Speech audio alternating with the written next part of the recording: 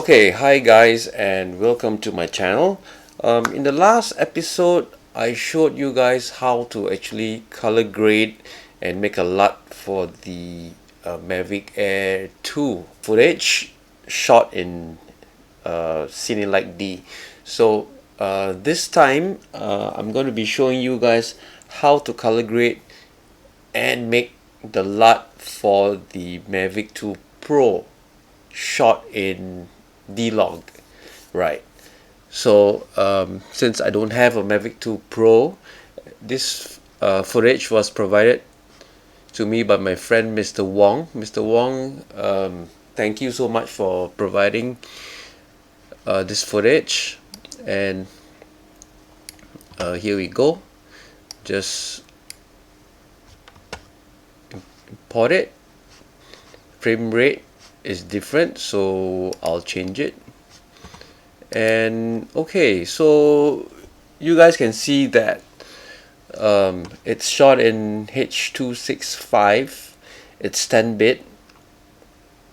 The resolution is 2.7K and it's shot in 59.94 frames per second. So yes, so what I'm gonna do is take you through some of the settings, master settings. My timeline would be 1920 by 1080, and I want my timeline to be in 29.97 frames per second. Playback rate would be 29.97. okay, so let me just save this. Are you sure you want to change the project frame rate? Yes. Okay, let's go back down. In color management, the settings are Davinci YRGB, and timeline color space would be Rec 709 Gamma 2.4, and Gamma 2.4 is actually for darker room. If you are going to be viewing this let's say in daylight outdoors, you might want to consider using Gamma 2.2. so as you grade, the picture will become brighter, your final product will be brighter. But as default, I always like to use Rec 709 Gamma 2.4 because it's going to give you the most pleasing output. In master settings, I would also change this to ProRes HQ 422HQ, ProRes 422HQ. Optimize media resolution, choose automatically, or if you have less powerful system, you can opt to go half or a quarter. A quarter would be quite bad, so choose automatically would be best, which I think it will follow your timeline resolution. Alright, so make sure your working folders are all set up. Okay, and save. So since I would be showing you how to color grade one footage, so I just need to make the timeline with one clip on. Okay, so this is not an edit tutorial, so just one clip in here. And also because I am using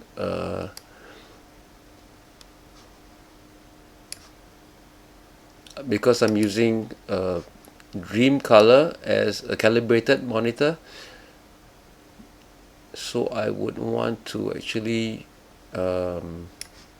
use my LUT so that my HP Dream Color Z24X monitor shows the correct image. Okay, so yeah, so let's move on to the color tab. And next thing that you want to do is to make all the 6 nodes first. Okay, let me label the node. First one would be offset,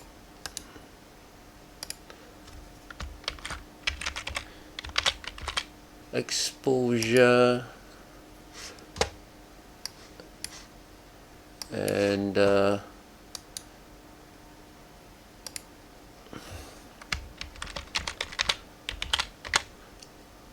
I do saturation after I do contrast, because usually contrast does affect saturation. So I'm finished with contrast and then I can deal with saturation, but it may be just a little. Alright, so saturation.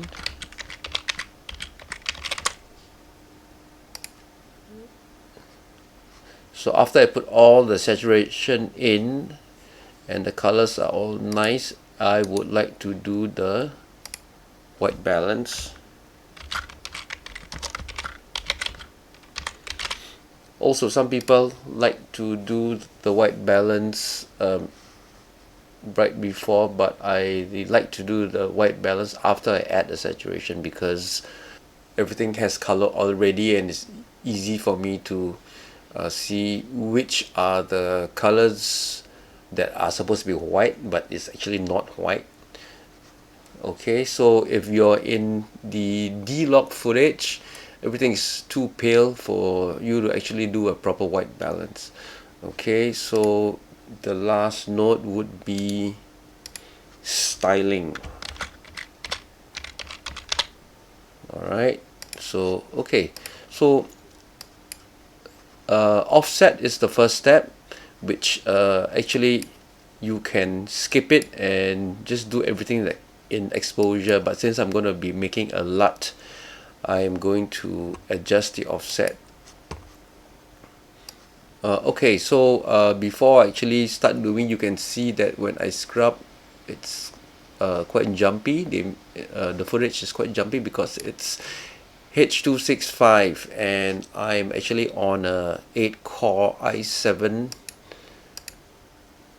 I'm on a 8-core i7 9700K. It's an i7 8-core and there's 32 gigs of RAM, and I'm using the AMD Radeon 7 with 16 gigabytes, and everything just flies with this. Okay, if you are using a i5 or a less powerful graphics card, let's say a GTX 1060 6GB, you would probably want to do the optimized media. So let's go and go ahead, do the optimized media.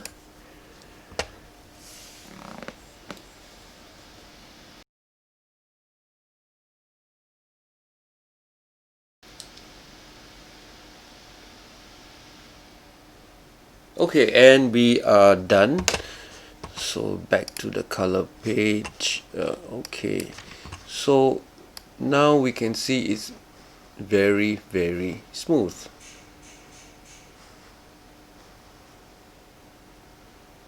Okay, so what we want to do is actually to you see the parade, the waveform on the parade here. I actually want it to be smack in the center. So actually my friend Mr. Wong has done a good job with the exposure, because it's not clipping in the highlights or it's not clipping in the shadows. Okay, so what I want to do is actually to just keep this in the center, probably just a little bit down. All right, and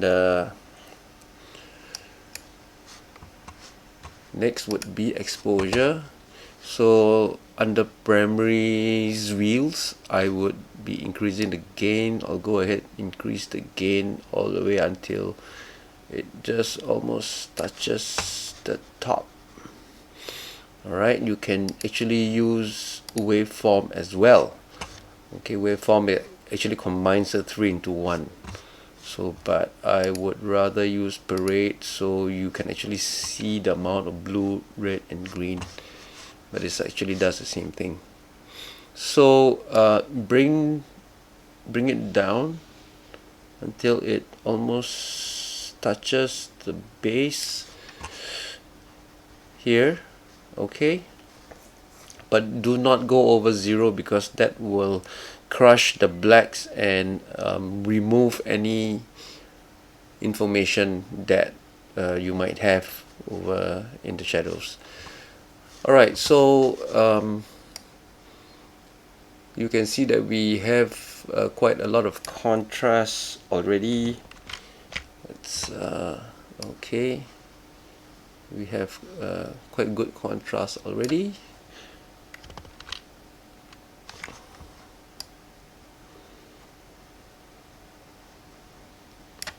Okay, so now we're gonna go ahead and give it more contrast actually. So what I'm gonna do is I'm going to use curves here, the first one, custom curves, to get more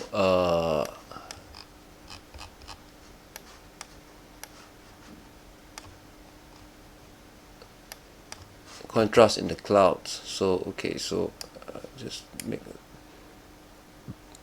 a couple of points over here, and we're gonna do that same S curve over here. So just lower, you can see that I can lower the brightness. That's a bit too much, and increase the contrast for the clouds.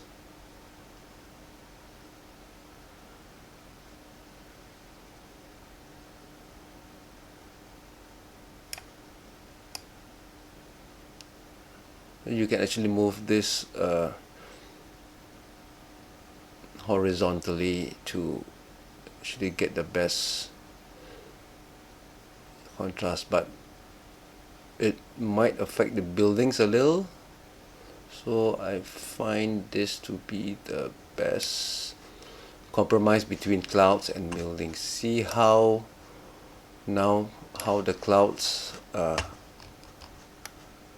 now more outstanding, right? Building looks nice.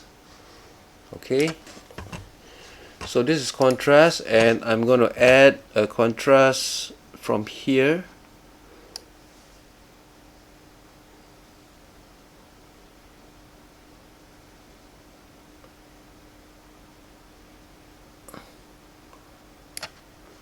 So pivot to change the point of contrast.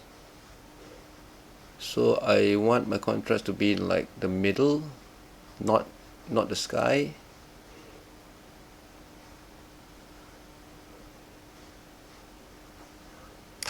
Yeah, okay. So my contrast is done. Next we move to okay, before we move to saturation, I'm gonna like check it all the way through. There are some parts which is a little dark, like this spot. So like on the exposure, I'm going to increase my gamma to something like that.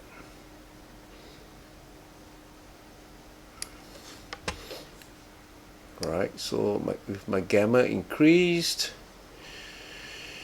I can actually go and tweak the contrast a bit more.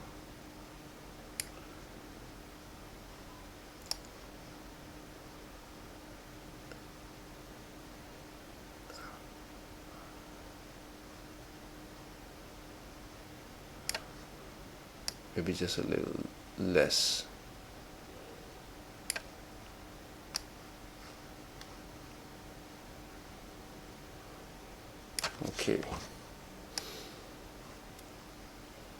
Okay, so my usual saturation routine would be to add some color boost. Color boost actually, I will say it again, color boost actually increase the lower saturated places to match the parts with more color. So just increase it until it is just slightly below too saturated, right? So it's kind of like 22.5, and then I will go into saturation, the usual saturation, and up it until it looks rich, but not rich enough to be cartoony, you know what I mean? Okay, so rich would be about here. Okay, so let's have a look.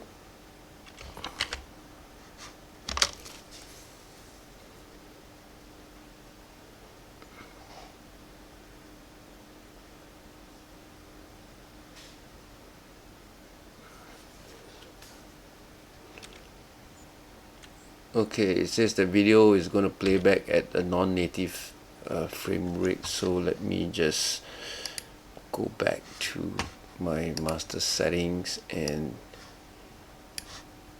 change the frame rate back to 59.94 frames per second. Okay, so let's do it again.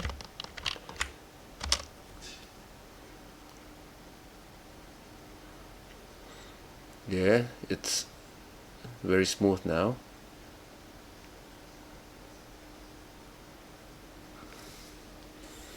Everything looks nice. I feel that I should actually increase the saturation a little bit more. Okay, probably about 80, or probably keep saturation the same and increase the color boost to maybe 30 to 25, 27, okay, 28.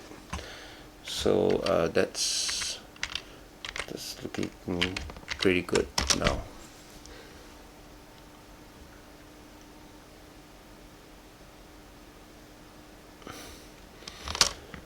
Okay, we all can see that everything is a bit yellowish, right?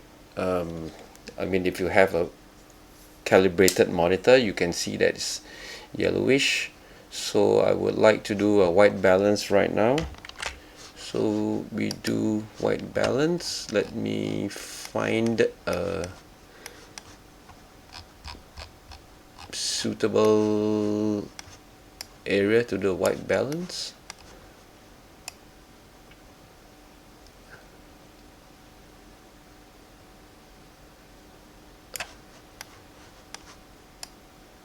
Probably the road would be a good place to do the white balance. You know why? Because it's actually gray and it isn't washed out. Alright, so just use the picker here. That's the white balance picker, and go ahead and pick the gray here. Boom. You can see that it turns more neutral, more bluish, which is actually better. And after finishing the white balance, what I'm gonna do is move over to styling. I really don't like how the Mavic 2 Pro usually has a warmer tint to it. It's like a warm, more yellowish color, so I really don't like that in my tree. I really don't like that in my tree color. So what I'm gonna do is just and give a little more blue to the trees. So what I'm gonna do is I'm gonna use curves again, and the easy way to do this is hue versus hue. That means you take one hue color and change it into another hue color. Okay, so let's see now. I want to get the darker greens to be more blue actually. So okay, let's get this one. So to add more blue to the greens, I would go down. To go more to go above would be to add reds, as you can see, right? So this is a trick where you can actually change the color of a lot of things. So I want it to be more blue, but not till it's crazy blue. So now you can see that a lot of the darker one shade of the tree has more blues and the rest are yellows, and it really does give a variation to your plants. Okay, so to make it more gradual, I'll just move this here. Make sure it's 0. I just don't want to modify anything before and after that. And so up and down, probably another point here.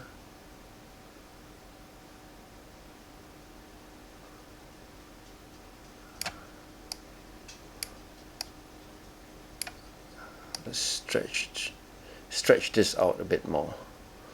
Okay, so now we have a couple of different shades of green actually.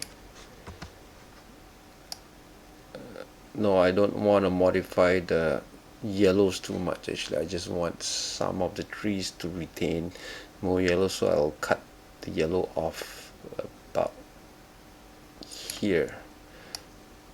Right, so now we can see variations in the trees.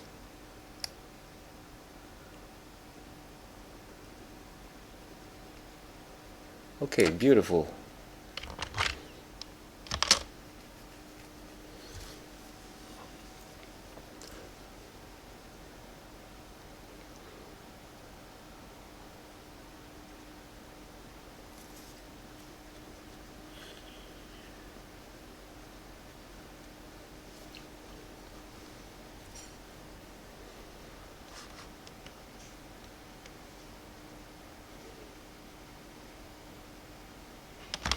Okay, now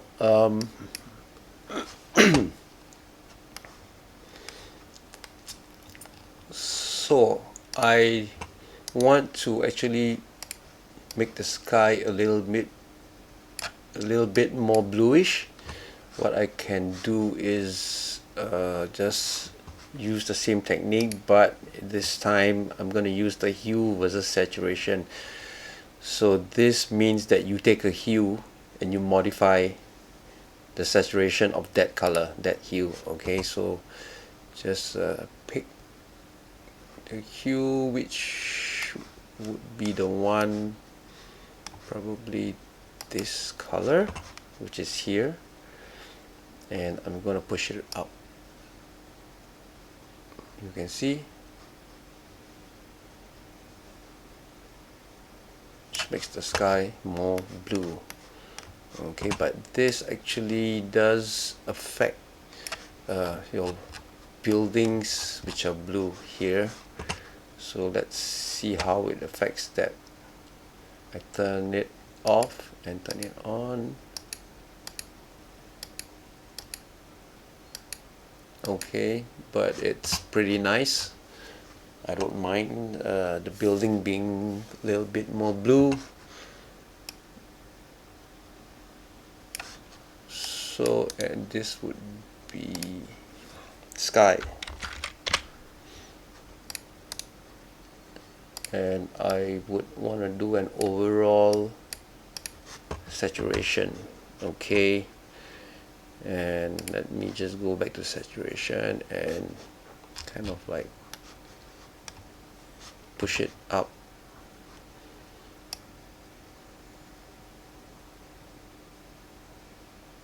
A little bit more. Okay, I'm happy with that. Okay, so this looks good.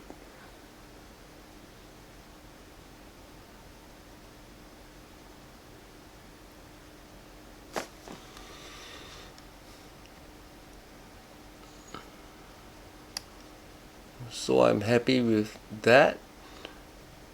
And now what I'm gonna do is, because I modified the offset, I would now just turn the offset off. Okay, you can see that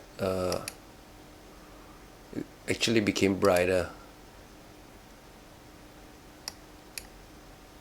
but that is okay, because if you create a LUT for this, make sure you do your offset first and then you put a LUT on the next node.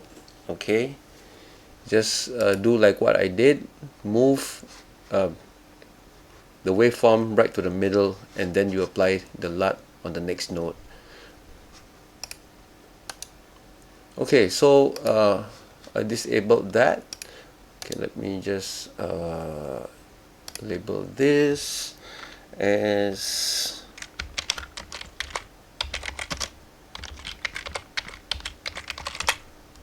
overall saturation. Alright,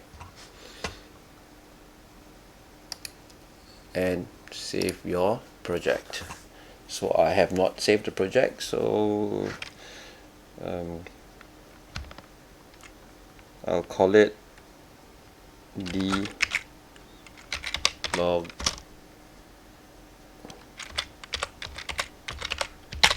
tutorial. Okay, right click this, generate 65 point cube, which is the best quality which you want. Okay, so documents, and put the log lt save. Okay, so all you need to do now is, okay, I'll turn this back on and go to the deliver page, MPEG-4, frame rate 29.97. I actually okay, so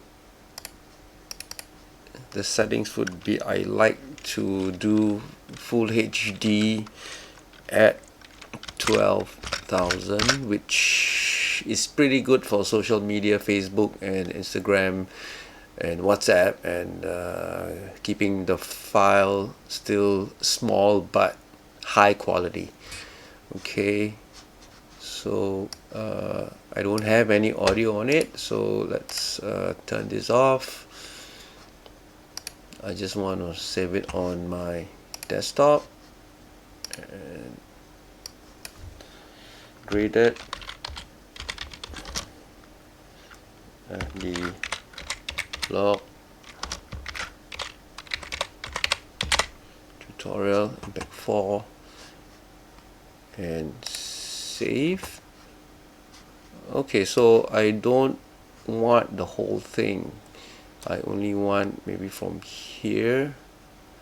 So I mark an endpoint and go all the way till here where it just stops.